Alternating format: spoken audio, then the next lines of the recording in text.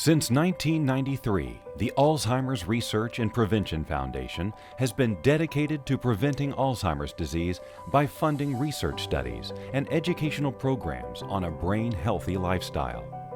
As a nonprofit organization, our research and educational outreach activities are made possible by the generosity of private donors. It is our vision that the 4 Pillars of Prevention program can reduce the risk of developing Alzheimer's disease, and everyone can enjoy a lifetime of peak mental performance. To learn more, please visit our website at www.alzheimersprevention.org. For ongoing updates, you can also subscribe to our YouTube channel.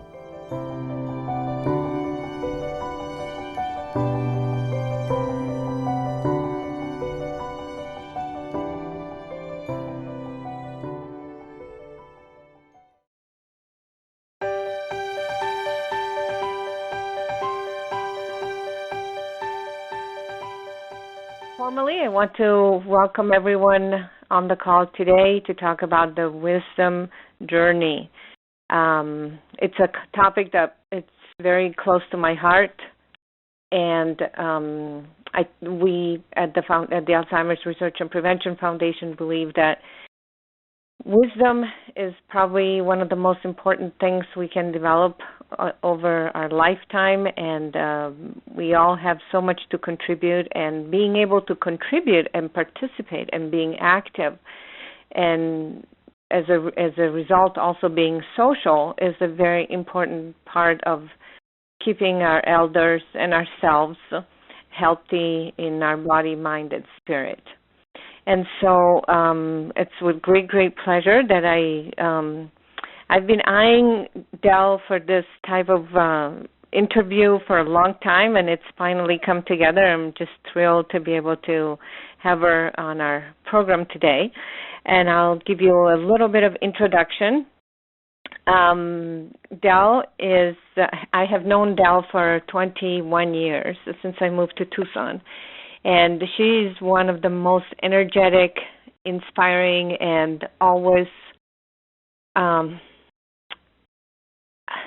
don't even know, always so full of life and interested in so many different topics of life and how to better yourself and better our communities. And so one thing that I want to mention is Dell is part of the membership team of Saging International, and you'll hear more about that. One of the things that is remarkable about Dell is that she will read a book, and she reads a lot, but she will read a book, she gets inspired, and begins organizations, programs, councils, and things to improve our community and better the world. So she doesn't just read a book and says, oh, well, it's nice and I learned one thing. In fact, from reading Chalice and the Blade by Ryan Eisler, she started the Partnership Way organization. By reading Cultures of Peace, she started the Peace Circles in Tucson to discuss peace practices, and so on and so forth. Way back when, Dell was the founding director of the Wellness Council of Arizona here in Tucson, and that had an incredible amount of positive effect on our community here. And I could go on and on, but I would just say, Dell, welcome. Thank you. It's great to have you. You said it all. So, do you want to tell us what started your interest in the idea of the elder circles? Well, you're exactly right. It was a book, and the guru was the author. His name is hard to remember and say. It's Zalman Schachter Shalomi, and we call him Reb. And he just died 2 weeks ago, so there was a great sadness. But at any rate, he wrote the book called From Aging to Saging, a profound new vision for growing older. And it was interesting because he was a college professor in Philadelphia, my hometown, and he had looked at all the books that were written about childhood and all the books about adulthood, and he said, nobody wrote about elderhood. And here he was just turning 60, and he said, well, I got to find out about this thing called elderhood. And I want to share a quote with you that he said, because I think it's so beautiful. He said, a person has to be serious about wanting to harvest a lifetime. And lots of people don't even want to face their mortality. So there's homework. And you can't become an elder without doing the homework. And so the homework that he suggested in his book is that people get involved in what he called, and he copyrighted it, saging circles. And of course, we could not use that name, but I said, these kind of circles should be available in every city where there are elders and where elders want those circles.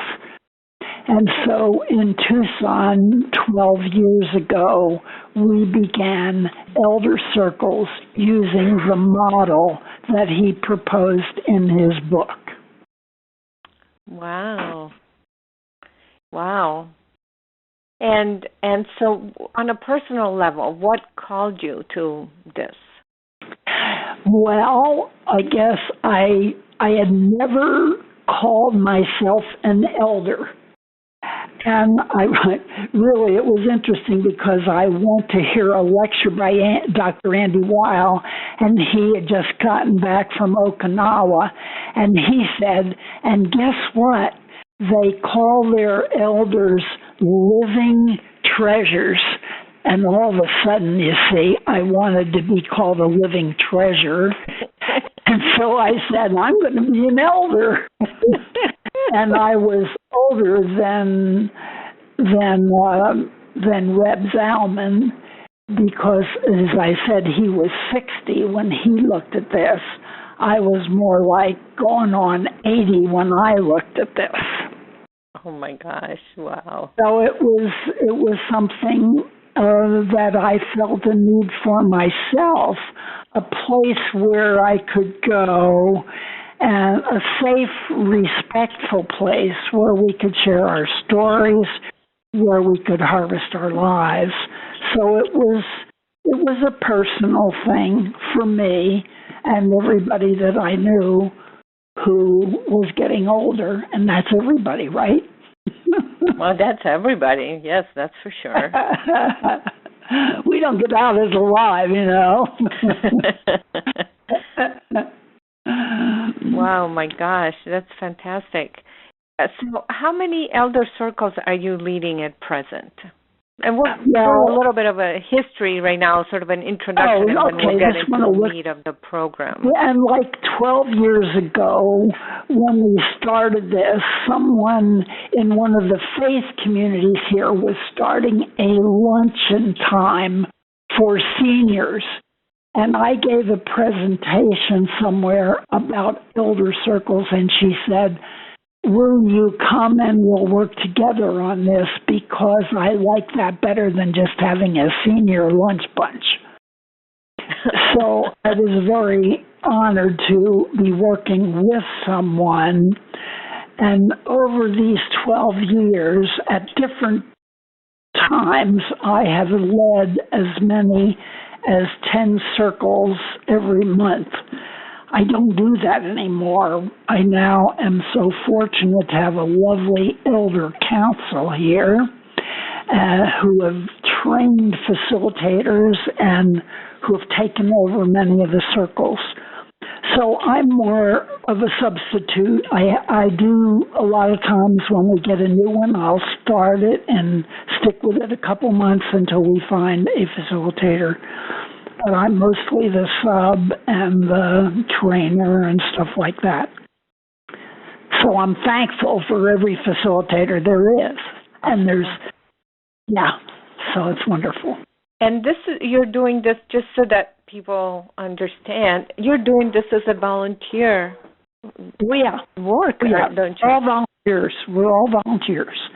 But we're very fortunate to be part of the Center for Community Dialogue of our Family Services here in Tucson, where we have a magnificent staff person who helps with the training, who arranges all the training and really keeps us at a very professional level while we all volunteer and do what she says.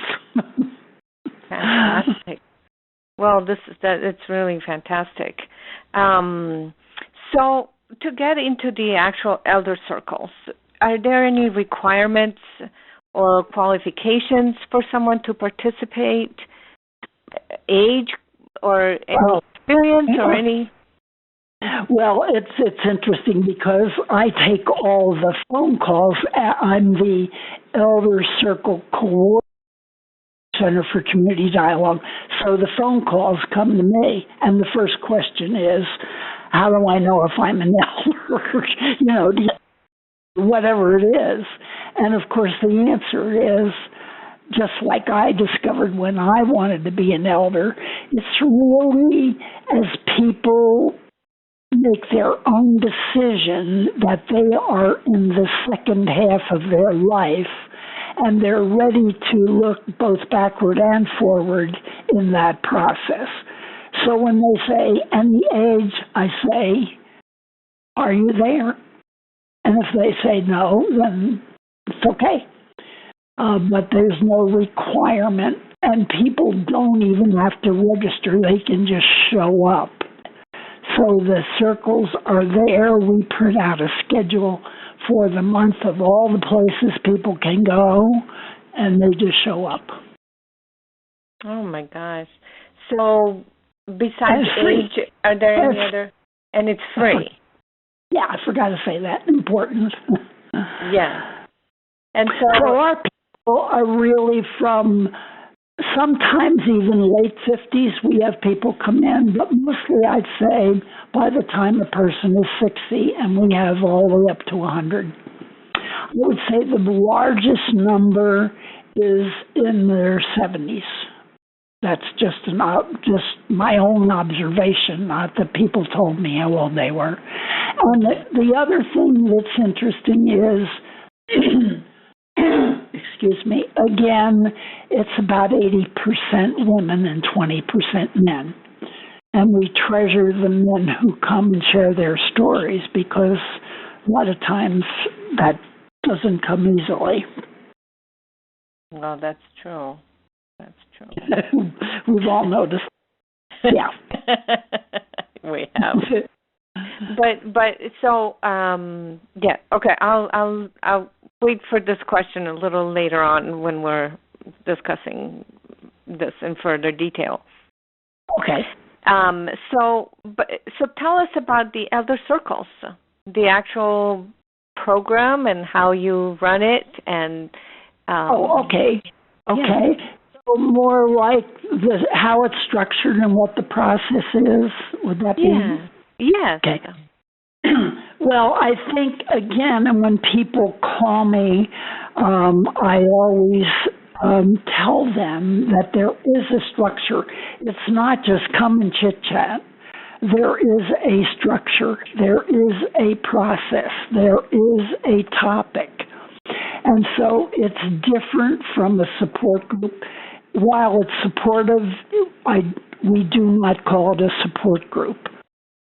So the structure is that we have guidelines which we follow, and I'll just say a couple of them very simple, that we listen with attention, we speak with intention, we be brief, and stories that are told in the circle stay in the circle. So that's and the other big guideline, which people love this, when you come in, you leave religion and politics at the door, because we're really seeking to find common ground, Kirti, not to, state our opinions and stuff like that. We tell the stories, but we do have the guidelines. Then another part of the structure is we do a check-in and a check-out. Obviously, one at the beginning, one at the end, and we use a talking piece, which is a Native American way of giving everyone in the circle a chance to say their name and to say what they want to say about the question which is posed, which usually we pose a question. You don't have to. You can pass. You can say your name and pass.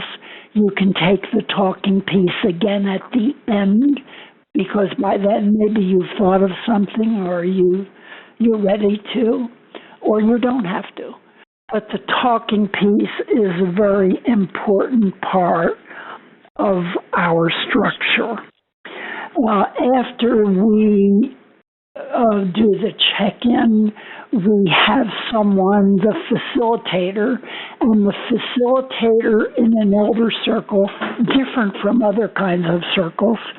The facilitator is a full participant. So the facilitator tells some things about, shares information, I'll put it that way, about the topic. And in a minute, I'll tell where the topics come from.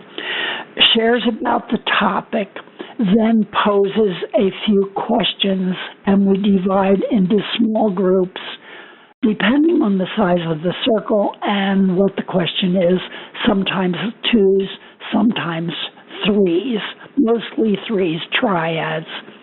If we have that's the major part, and what everybody says is, what I love best about elder circles is the small groups, because you can share very intimately about the topic. And when there are only 2 or 3 of you, it means you don't have to look at a big circle and see all those eyes looking at you. But it's just a very intimate sharing. And then after that, we come back together, and if you had any ahas in your small group, you may share that. And then the checkout, again, structured with a question posed with it. So that's the structure. Uh-huh. And now, would you like me to say what the components are, where the topics come from? Yes. Would that be? Sure. Yes, please. Because people want to know what the topics are or how they're related, to see if it's someplace that they can feel that they have stories to tell. And so, again, the 4 components came from the book, From Aging to Saging. And again, Reb Salman said that this is the wisdom journey. And so actually we call it Elder Circles, the wisdom journey. And there are 4 components, and every topic comes from one of these components. And they are life review. What does that mean? Assessing where you've been, what worked, what didn't work. The next one is life repair, and that's all about forgiveness, healing the past hurts, and reframing the past.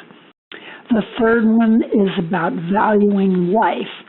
So it's very exciting to look at your own legacy, and there's hardly any place you can go where you can say what you think your legacy or your contribution is.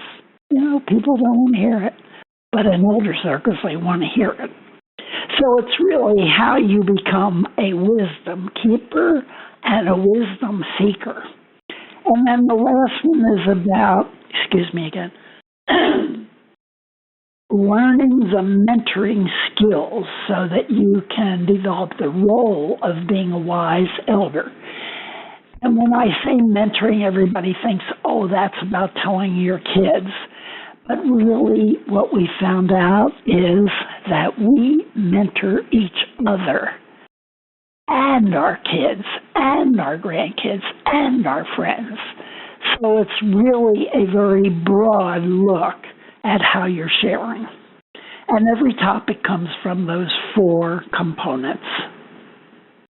I just think this is so, I mean, it's fairly simple, but it's so profound and clear, and it's just, to me, it's so moving that you are creating, really, that you are creating this special place for people to explore their legacy and become an elder and, review their life and repair their life, value their life and their experience, and then transmit it over. It's just one of the most beautiful things I've ever heard, honestly. Thank you. Well, I have to tell you, Kirti, not everyone wants to do that. And it's when a person is ready that the circle needs to be there for them. For instance, I was water walking this morning and there was a woman there who didn't know I did this, and someone else mentioned it. And she said, well, what is it? And I started to talk to her about it, and she's about 70-something. And I could tell by the look on her face that she couldn't care less. Oh.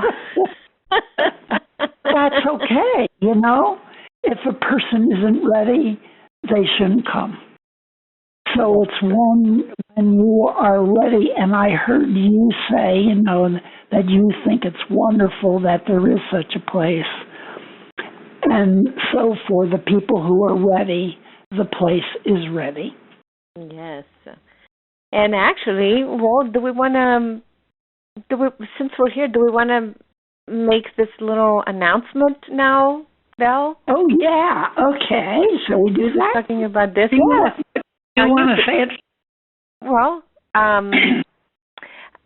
okay. Well, I will mention it, and we're thrilled to announce that the ARPF and the Center for Community Dialogue of Our Family Services Social Agency and the Dell Jones, of course, are working on a collaboration project to bring elder circles without walls to all the listeners that have participated today. So if we're working out the details, but if anyone is interested in possibly participating in an elder circle without walls over the phone, led by Dell Jones, or another facilitator. Or another facilitator. Thank you. Uh-huh. Please contact us, and we will keep it. We will let you know if we're able to. We will let you know when we're able to put together a series of telephone circles that will follow these exact components to develop the wisdom journey. And so it will be a free program. It will be basically a pilot project that we're developing to offer just to the people that have registered and participated today. So we'll have more details for you later. Did you want to add anything, Dell? Yes, I would like to. First of all, I think it's neat that Elder Circles Without Walls is wow. Yes. And I just want to say that this whole idea of providing opportunities for socialization on the telephone for homebound people is catching on around the world. I happen to belong to the WOW network, which meets every month on the telephone, in which people from Portugal, people from France, people, every place where they have found that doing things on the phone to increase socialization are being helpful. But two I want to tell you about, particularly the ones I know best. In New York City, the classes without walls, there are 20,000 homebound people that participate in classes on the telephone. Gosh. Oh my gosh. They're about history, they're about music, they're about art, they're about all kinds of things. But the people pay to go, and the facilitators on the phone are paid to deliver the class, but it's catching on. It caught on in San Francisco. In San Francisco, it's free, and all the classes are free, and it's done through a faith community project. But when Kirti came to suggest that we get this going again, we did try it last year once here in Tucson, and invite those of you who have a homebound friend or relative, or maybe you yourself are homebound, that you would be willing to, is it okay to say this, Kirti? Yes, of course. Yes. Pre and the post 4 or 5 questions about how it changed your feelings about socialization and yourself with this opportunity.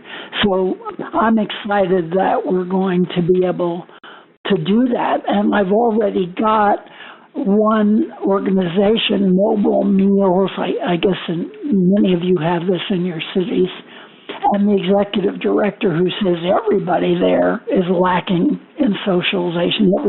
Every place they send the mobile meal because people never get out. Of course. And so she's very excited about promoting it through her organization. So just a little hint for maybe what those of you who are on this call might help us get. We only need a small group at the beginning, 8 to 10. And we'll probably be doing it in October, so there's plenty of chance. Yes. Well, do you want to share your email address? So if anyone who's interested in participating can contact Dell directly, and would you like to share your email? I'd like to. If anyone has a pencil and they want it, a pen. And if you don't, maybe, Kirti, we could send it out to your list, because everybody on my list has it. Yeah. But I'll tell you anyway. Here it is. DELJONEAZ@cox.net. And we'll repeat it again before we log off. Okay. So that we get, if someone doesn't have a pen handy, we'll give you a chance to get a pencil. And I want to say one more thing that they can request by sending either you or me an email. I belong to saginginternational.org, which is, again, my guru, Reb Zalman, started a saging organization, and it has evolved into this Saging International. And another person and I have written a little book on how to do wisdom circles. And it's available free, and this, again, you can request it from us. Right now, it happens to be on the website for members only. By the way, you can become a member free for 6 months by just going to the website. But at any rate, we'd be glad to send you this little booklet.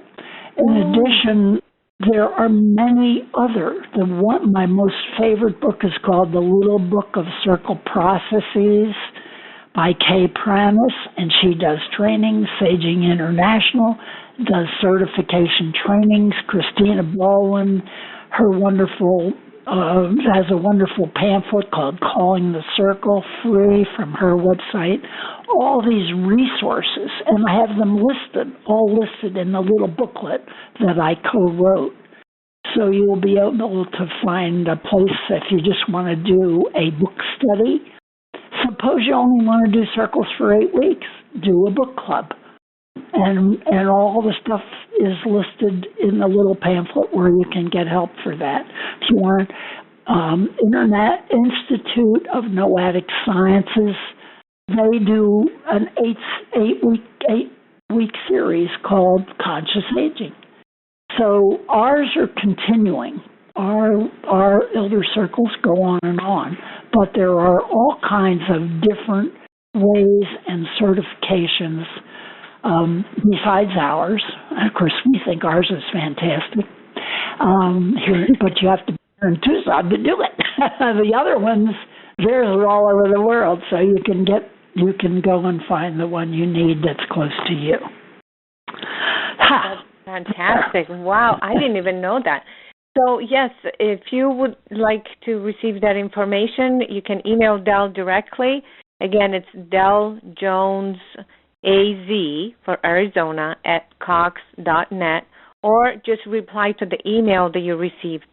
If it's from the foundation, I will eventually, I will get it, and so we will send you. We will ask you what, where the mailing address, where to send it, and so please let us know. That's fantastic. I wanted to mention, I wanted to ask you something. Do you notice changes in people? You've been doing this for 12 years. Do you notice changes? Great. Or do people tell you? What do people tell you? I'll just tell you a couple very brief 1 or 2 sentence stories of what people have said. There's one person who comes every month to this one circle, and every time she goes out, she says, again, I feel the power of the circle, and I want you to know that this is something I would never miss. I have to come every time because it's so important to me. Another person, it was her first time, and she came up to me afterwards and she said, I can't believe how deep in conversations that we got in 1 hour. Lots of people say that they're just amazed. We had 1 hour and they got into some very deep stuff in their hearts. But one of my favorite ones, we did a topic on listening. And we were in small groups and in dyads and we each listened to each other. Intentional listening. And all of a sudden this woman started to cry. And she cried and cried when we said, what's the matter? What's the matter? And she said, this is the first time in my life that I felt someone was really listening to me. Oh, my gosh. So it's very stunning, the stories that we hear. And now we're doing some very special work on how to have the conversation, and the conversation is in quotes. So it's really about advanced planning for the end of your life. And in Tucson, we call it the End of Life Planning Coalition. And we're really working to help people see how to have everything in order and to look at what they have to let go of and to look at what they can still hold on to, that kind of thing. So the whole conversation project is a very new, exciting topic that we're looking at as we become part of this coalition. Wow. And what about, because I was a little bit, puzzled. When you reflect on your life journey, what kind of attitude do you recommend in this process? Because it's obviously a very, very personal, very deep. And so Well, I'm going to answer that in a different way because we try not to recommend anything, but what we do, let me just back up and say, as we look at life review, it's really about reflecting on what you learned from what happened in your life. So it's a way to look backward and a way to look forward. And it's a practice of examining your past and looking at the patterns and the trends and the lessons. And so, however each person wants to do that or doesn't want to is okay with us. But we provide the topic and the questions. And there's a book, another book that I like a lot.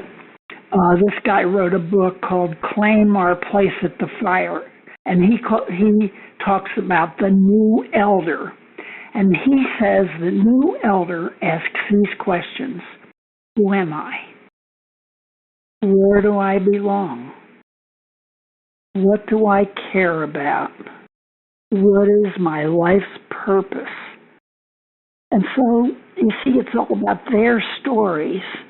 And elder stories that's what elder circles, wisdom circles, saging circles, whatever you call them, that's what's all about.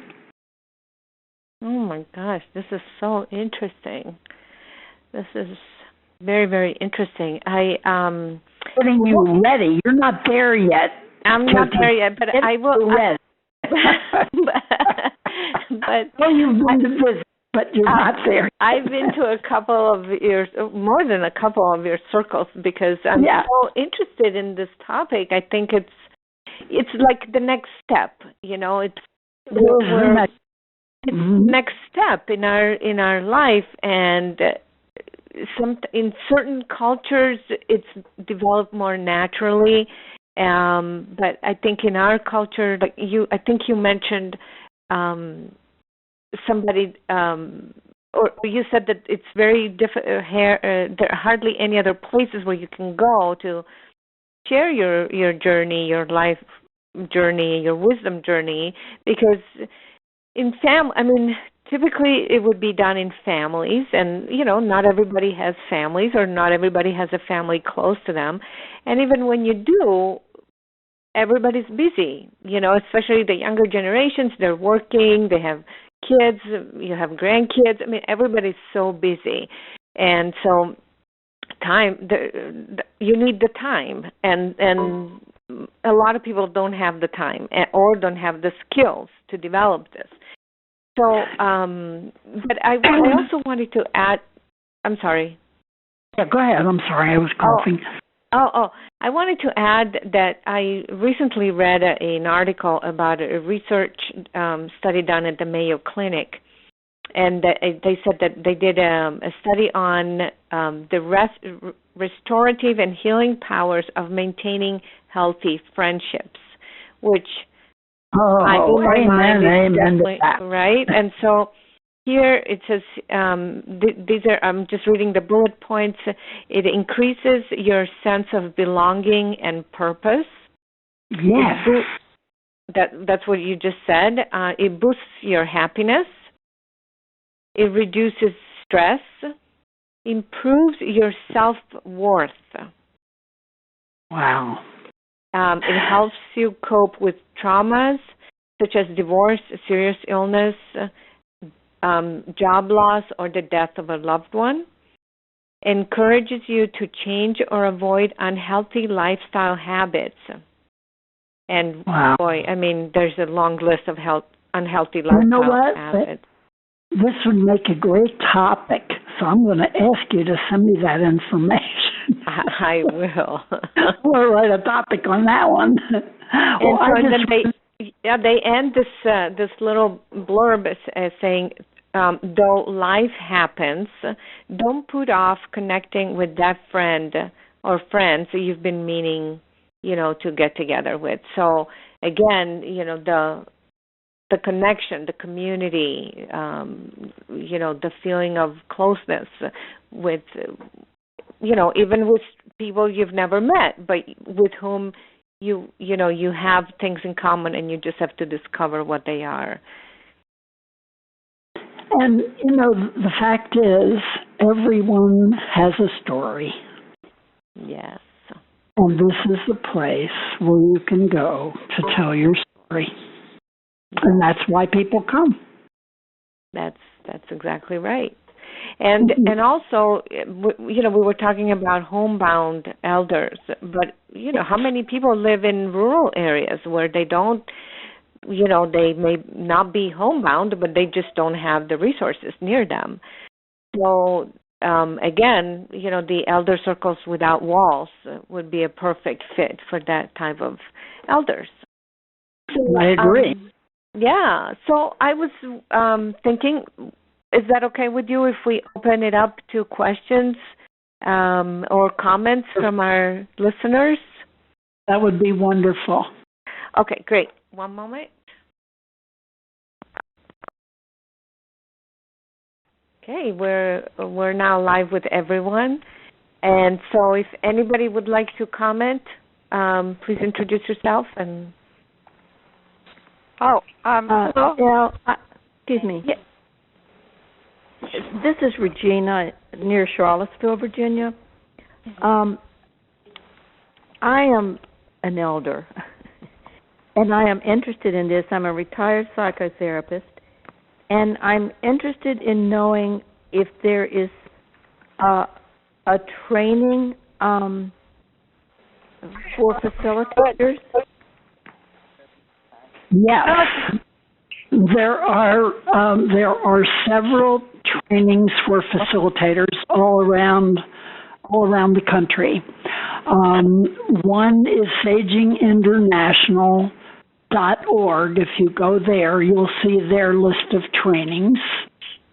The closest one to you lately, it might be in Indianapolis. I'm not sure. I know there's one going in Seattle, but they're all over the country. And the other place that goes all over the country to do it is Christina Baldwin. Her website is peerspirit.org. Uh-huh. Yes, I know her work. Yes. Uh-huh. Okay. Oh, yeah, isn't her work, yeah. And so you can just go to her website and you'll see hers. And Kay Pranis, she's based in Minneapolis. A lot of her trainings are up there, but she'll come. If you get a whole group of people who want to be trained, she'll come. Oh, okay. We might even do that. But we have developed our own training here in Tucson. But like I say, there are many places. I mean, just get into that circle thing and Google will overwhelm you with the possibility. Okay. Thank you. I hope you will go ahead with it. And I'd be glad to help. Get my little booklet. Has all the resources in the back. Anybody else?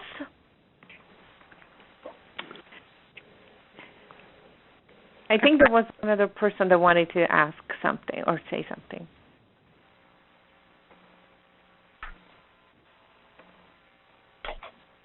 No?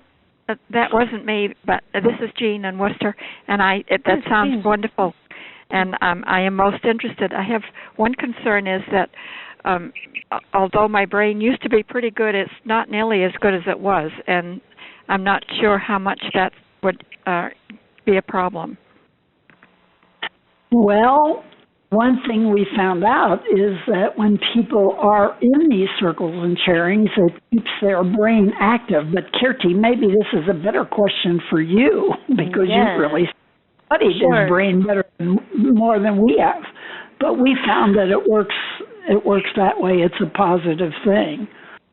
Yes, it's definitely a positive thing. It's, any type of what would be considered a mental activity, mental exercise or mental activity will keep your brain stimulated. Sometimes, there could be many different reasons why you feel that your brain is not working as well, and one of them, of course, you're the judge of that, but one of them could be, lack of stimulation, what is called stimulation. So being engaged in something new definitely provide that mental stimulation and emotional stimulation and interest.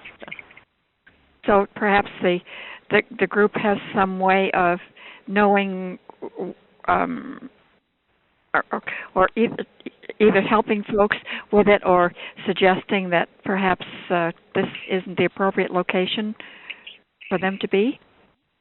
Well, no, what I mean is that just by participating in something. Yes, I understand that. Yes. So I don't know that the group would have a medical, like a medical recommendation. That would depend on the participants, if you feel, on from a different standpoint, if you feel that, your brain is not as, working as well as it was before or it should be, we would definitely recommend that you go see your doctor or discuss this with a health professional. I see.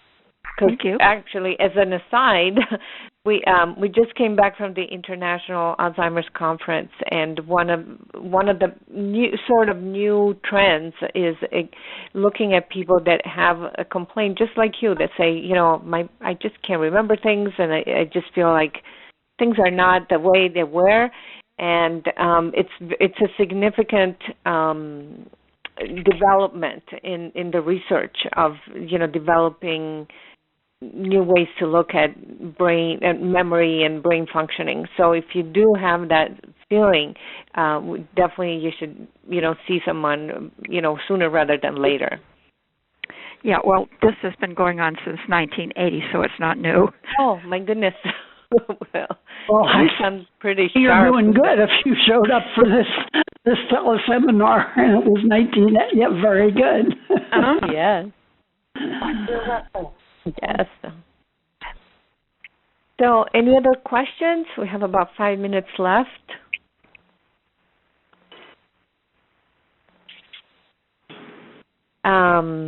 Well, since there's no other question for the moment, I have a quick question. Dell, I was really curious about why you call it circle. Would you tell us? Oh, well, I think one of the things that we have not done is I've answered the questions, and so this is a perfect lead into it, is to say that the whole idea of doing things in circles, and I didn't look up where this word circle came from, and I should have done that, and I'm going to do that.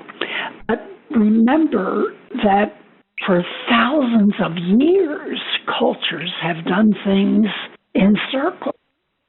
I mean, as I've studied the different kinds of circles that have emerged, which are everything from the council way, which shows schools how to have circles, the restorative justice circles, which deal with the legal system, the circles of peace, which also deal some with the legal system. I mean, all of these